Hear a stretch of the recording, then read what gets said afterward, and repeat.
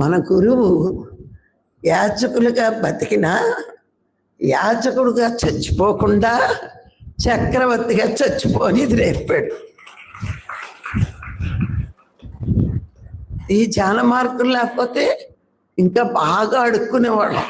ఊర్లో వెంకటేశ్వర స్వామి గుడి ఉంటే తిరుపతి వెళ్ళి అడుక్కునేవాడు. ఇంకా పవర్ఫుల్ ఏదైనా ఉంటే అక్కడికి వెళ్ళిపోతాం. ఎంత బాగా అడుక్కున్నాం. కానీ ఇప్పుడు అర్థమవుతుంది, మనం దైవాలపై ఉండి అనంతమైన శక్తి మనలో ఉంచుకుని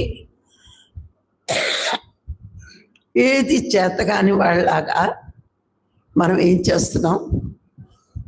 ప్రతి రాయి ఒక కొండ నుంచి బండరాయిని తెచ్చి ఈ మనిషే శిల్పం కింద చెక్కి మళ్ళీ ఈ మనిషే నువ్వు దైవం అంటావు.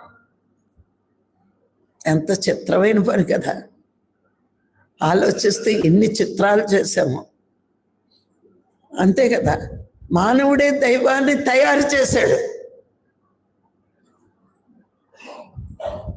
ఎవరు తయారు చేశారు విగ్రహాలన్నీ? మానవుడే తయారు చేశాడు. తయారు చేసి మళ్ళా ఆడే ఏం చేస్తున్నాడు అంటే మోసపుచ్చుకున్నాడు. తనని తానే మోసపుచ్చుకున్నాడు. తనే బండరాయిని తెచ్చాడు, తనే చెక్కాడు, తన దైవం రూపం తీసుకొచ్చాడు. అన్నీ అక్కడి వరకు బాగానే ఉన్నాయి. ఈ విగ్రహం నాకేదో ఇస్తుంది అని తనను తాను మోసపుచ్చుకున్నాడు. మనని మనం మోసపుచ్చుకుంటున్నామని కూడా మనకు తెలియదు. గురువు వచ్చే వరకు ఇది లేదు, ఇది లేదు, ఇది లేదు, ఉన్నాయని యాక్షన్ చేసాం. బుర్ర లేదు, కళ్ళు లేవు, చెవులు లేవు.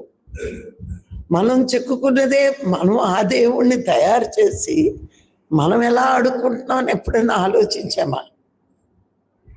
ఎంత అజ్ఞానంగా బతికేమో చూడండి. మనం ముందు బతుకు మనం నెమరు వేసుకుంటే ఎంత అజ్ఞానం అంటే పశువు కంటే హీనం అనమాట. దానికి ఎక్కదు తలకి, దానికి భాష రాదు.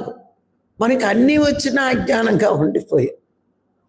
అందుకే మన గురువు ఏం పుణ్యం చేసామో ఈయన వచ్చి నీ అజ్ఞానం ఇంత అలా ఉంది, బొమ్మను తయారు చేసి పెట్టుకుని దేవుడా దేవుడా దేవుడు ఇస్తున్నాడు. దేవుడించిన వాడే దేవుడు.